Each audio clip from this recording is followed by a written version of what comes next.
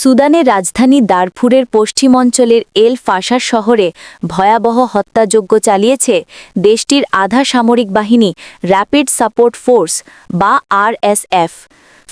শহরটি দখল করতে গিয়ে মাত্র ৩ দিনে অন্তত ১৫০০ মানুষকে হত্যা করেছে বাহিনীটি। এক প্রতিবেদনে এ তথ্য জানিয়েছে কাতার ভিত্তিক সংবাদ মাধ্যম আল জাজিরা। জানা গেছে আরএসএফের সেনারা সম্প্রতি এল ফাশার শহরটি সেনাবাহিনীর কাছ থেকে দখল করেছে। সুদান ডক্টর নেটওয়ার্ক বুধবার ২৯ অক্টোবর জানিয়েছে আরএসএফ এল ফাশার দখলের পর সেখানকার বেসামরিক মানুষ পালিয়ে যাওয়ার চেষ্টা করলে ভয়াবহ হত্যাযজ্ঞ চালায় সশস্ত্র গোষ্ঠীটি। দেশটির গৃহযুদ্ধ পর্যবেক্ষণকারী সংস্থা একে একটি সত্যিকারের গণহত্যা বলে উল্লেখ করেছে।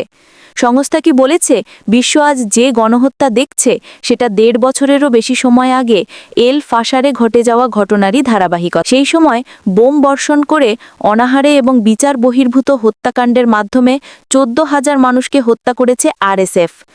২০২৩ সাল থেকে আরএসএফ এবং সেনাবাহিনীর মধ্যে চলা গৃহযুদ্ধে হাজার হাজার মানুষ প্রাণ হারিয়েছেন, বাস্তুচ্যুত হয়েছেন ১,২০,০০,০০০ মানুষ। এল ফাশা শহরটি ছিল রাজধানী দারফুরের সর্বশেষ শহর যেটি সেনাবাহিনীর নিয়ন্ত্রণে ছিল, কিন্তু ১৭ মাস অবরোধ আরোপ করে গত রোববার শহরটি দখল করেছে আরএসএফ।